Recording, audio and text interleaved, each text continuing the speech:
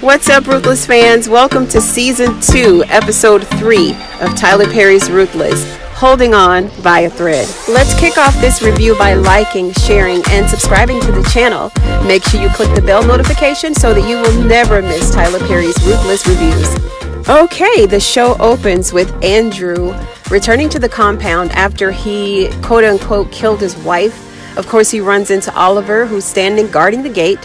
And Oliver basically tells him what happened to Lilo. It's really hard for Andrew to believe him, and he actually thinks that Oliver is trying to set him up. He tells Oliver there's no way that you can have a dead body without any blood. And Oliver tells him that he covered the body with dirt and wood from the wood pile. So then Andrew tells him, so you're telling me that all this can be verified, we're going to be able to verify everything that you're saying. And Oliver reassures him, yeah, I can show you. And Andrew gives him 10 minutes to prove that there's a dead body in a wheelbarrow. Oliver knows that if he's found out, then he's pretty much a dead man. Okay, then we move on to the Highest and Daikon having a conversation about River. The Highest thinks that Daikon is very disrespectful to River, and he basically wants him to be a little bit nicer. And Daikon straight out tells him, I don't trust him. I don't trust him at all. And then the Highest says, well, you got to trust somebody. And who do you trust? And then he told him that he trusts Andrew only to a certain extent, and told the Highest that it takes time to build trust in people. You have to give it time, and then maybe he'll start trusting other people. Then Daikon goes on to tell the Highest about the hole that he found in the fence. He told him that there were people trying to leave the compound, and that made the Highest very upset. He was very upset and wondering why people wanted to leave. The Highest thinks that the compound thinks that he's a bad man and he's a bad person because he has rules and that he makes everybody work. He said, that has to be better than going out there working for the evil government. Then the Highest has yet another deranged idea. He wants Daikon to basically hang the people that have gotten away or trying to get away. He wants them to hang from the pavilion, and he wants to have a meeting with everyone so that the members can see the escapees hanging from the pavilion. Now, how crazy is that? And in his head, he thinks it's perfectly fine. He wants to make examples out of them to discourage other people from leaving. But Daikon said that if he did that, it would cause deceit in people if they were to see something like that.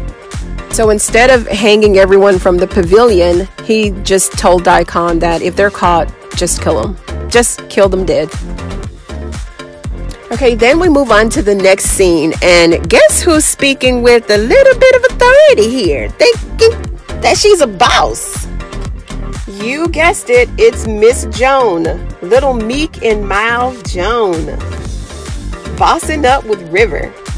She actually got a little bass in her voice now. She's no longer talking like this. She wanted to know why Daikon was in with the Highest, and she wanted to know if they were still safe to move forward with the plan. And River tells her no, it's not okay. I don't think, we should be doing this anymore. And he doesn't feel good about it. They discuss how many of the members are leaving tonight or that night. And they were basically saying, shall we stop them? How many people are leaving? And Joan says in order for the setup to go through, that they needed the members to be on the outside.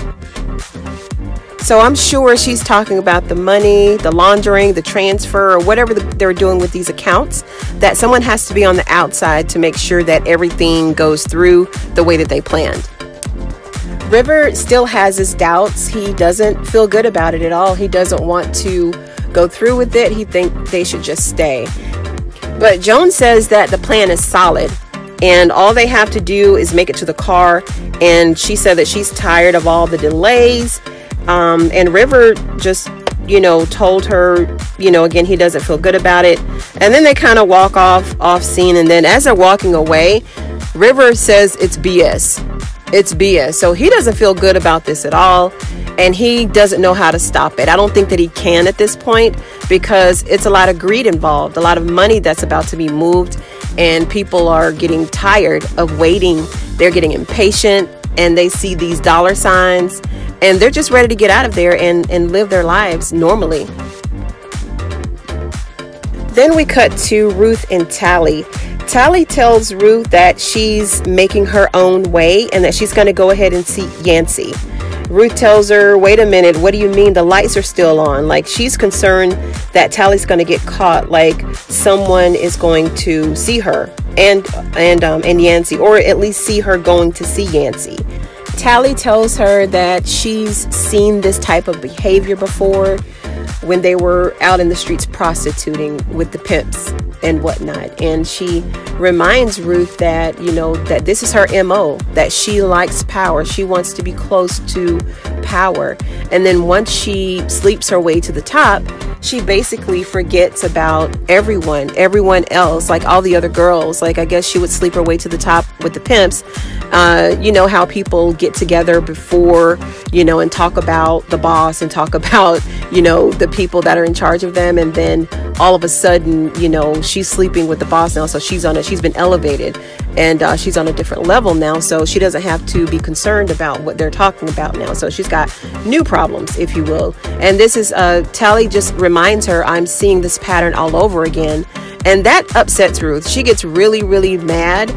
And I can understand why she's upset, because she knows where she came from, but she's using those same street wiles and that street sense to deal with what's going on in the compound. So she's taking what she knows to get what she wants. And I think that in her journey to getting that, it's bruising a lot of feelings, and a lot of people are misunderstanding her. And I guess she's saying to herself, hey, as long as I'm here, I have an opportunity to make more money, to get more money here. And once we get out of this compound, we're going to need money. We're going to need money to survive. And that's, she's thinking forward, as opposed to, okay, we're going to leave, we're going to get out of here, but just, let's just see if we can make something else shake before we leave. But Tally is ready to go. She ain't trying to hear nothing except what they had planned originally. And Ruth is, she's changed. She's got other plans now. She has a new agenda. And this is exactly what Tally was afraid of. And this conversation upset Ruth so much that she hauled off and hit Tally. She slapped her. And then Tally gathered herself and slapped her right back. And I was like, yes, go Tally. Like, Tally got the balls to literally slap her back. And I guess Ruth had to just, start to communicate with her, like, okay, let me just talk to you for a second. And she see now that she can't push Tally around like she used to. And we all know the only reason that Tally was taking those punishments is because she was ordered to. But nobody ordered her to slap Tally this time. So Tally slapped her back. Then she tells Ruth, if you start singing, then I have a song too. I don't know what that means. I guess she's basically letting Ruth know, whatever you're doing, I'm going to be doing it too. So don't get out of pocket. Andrew sees William with the barrel of flesh, blood, and bones. And he basically wants to know why he's moving the barrel.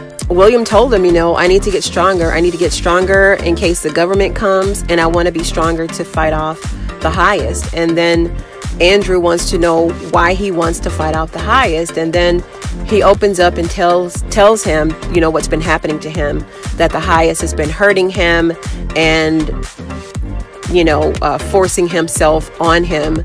And he wants to be strong enough to fight him off. And then Andrew reassures him, you'll get stronger in time. Don't worry about that.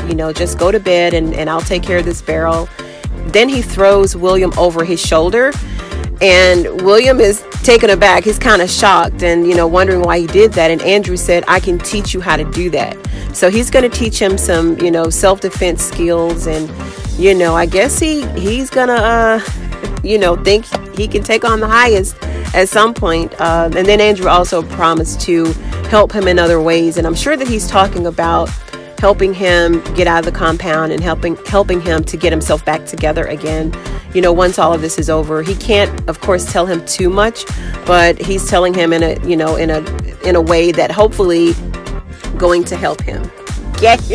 All right, so here we have Oliver and Clark at the gate. I am so done with Clark. I'm done with him. He makes a joke and says, you know what I miss. And he tells Oliver that he misses having a banana split. He misses the nuts of the he misses the nuts and the chocolate. He's making a joke, and I don't know, I'm done with him. But anyway, Oliver was, of course, acting very strange that entire day. And Oliver wanted him to tell him, what's up, what's going on. And then Daikon comes over to get Clark. He wants to show Clark the hole in the fence that he found while he was lurking around outside. That guy is always everywhere. Daikon pops up like no other. But anyway, he was showing Clark the fence and, told him that if he saw anyone leaving, to let them get far enough all the way deep in the woods so that when they get tracked, that no one could hear them, I guess, so no one can hear them being killed or being shot or whatever. So he wanted them to get away a little bit before Clark captured them.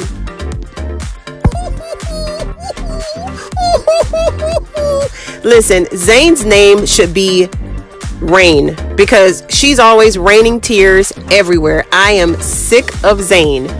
Are y'all sick of Zane as much as I'm sick of Zane? Because she cries at the drop of a hat. It could be a piece of paper crumbling on the floor. She'll start crying. She's crying and boo-hooing because Paula wants to leave. Paula wants to escape. She's tired of waiting. She doesn't want the Highs to kill them, so she's ready to go. And Zane is crying those crocodile tears and doesn't want her to go. Okay, then we'll move on to Andrew going back to talk to Oliver about the barrel of blood and bones and let him know that William had the barrel, and Oliver was concerned about, the body spilling over, and he reassured him everything was still intact and not to worry. He then told Oliver that they needed to get the body into the trunk of Lilo's car somehow. And he had questions asking Oliver, well, how did you do something like that? Like, that's a bit out there, right? And Oliver told him, look, man, I've been in gangs, I've been in jail, and I've done a lot of messed up stuff. So, it's kind of, I won't say normal for him, but he's not new to this at all.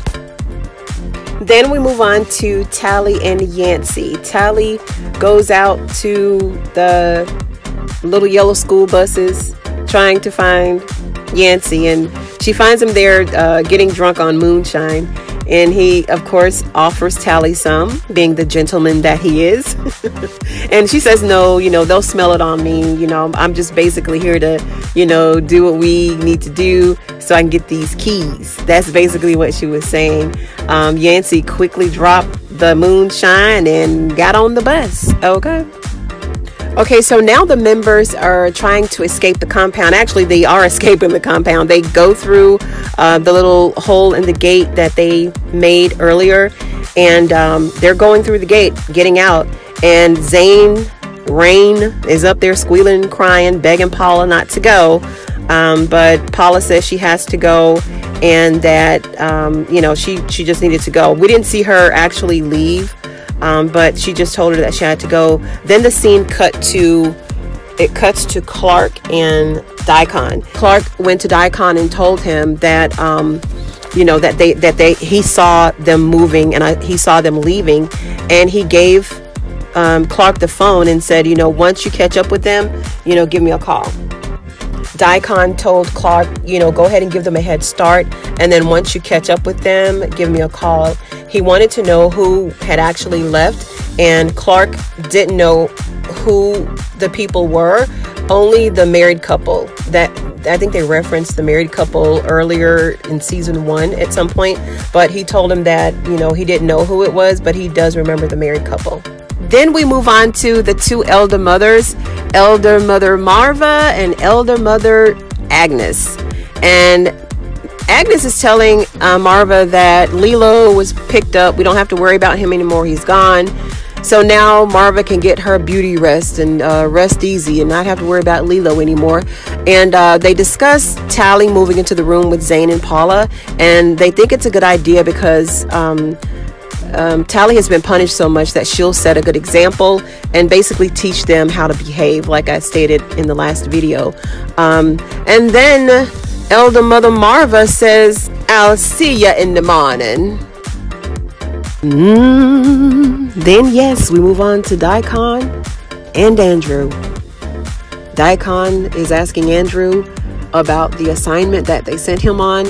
Andrew had proof that his wife was indeed dead.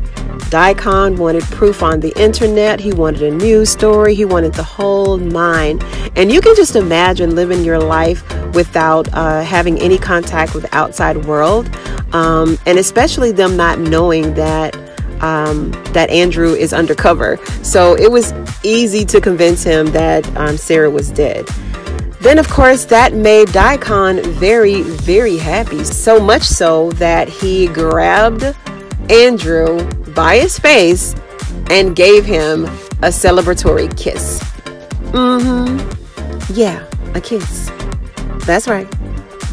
Then Daikon took Andrew to the highest trailer to report back to him, to let him know that the assignment was complete, to, you know, for him to get some more love. Got to show more love. He was pleased. Daikon told him before they went in that Tally was one of the people that left and escaped the compound. And I'm not sure why he told Andrew that lie, but I think he's just testing him more. I don't think he still doesn't trust him, because remember a few scenes back, he told the highest that he only trusts Andrew to a certain extent. So he's still testing him. So they move into the trailer with the highest. The highest is pleased. And that's basically it.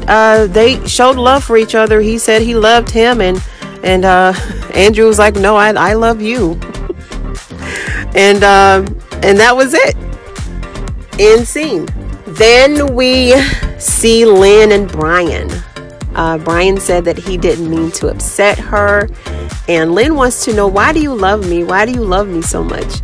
And Brian was telling her, you just don't know how amazing you are. You're an amazing woman, you know. And then she goes, well, I hate when you do that. I hate when you try to save me, and I'm all depressed, and I'm a mean person, and why do you like me so much? And, you know, she was like, you know, she just can't stand the fact that Brian is so perfect, right? And then she asks Brian, have you ever cheated? And he said no. And she said, well, tell me one thing that you do to prove to me that you're not perfect. And he's like, well, you know, I snore and I don't pay you a lot of attention, and you all these excuses, right? And, you know, he's still praising her. Oh, you know, you're a beautiful woman and I love you, and, you know, you're so amazing. And then she tells him, well, you know, I slept with Malcolm. Do you still think I'm amazing now? And then Brian leaves. You know, he's pissed off at this point, and then he leaves. Okay, now Andrew is leaving the highest in Daikon's trailer, and he goes, I guess he's leaving to go to his trailer, and guess what he runs into? He sees his good old gal Tally down on her knees performing for Yancey. End scene. That concludes this episode of Tyler Perry's Ruthless.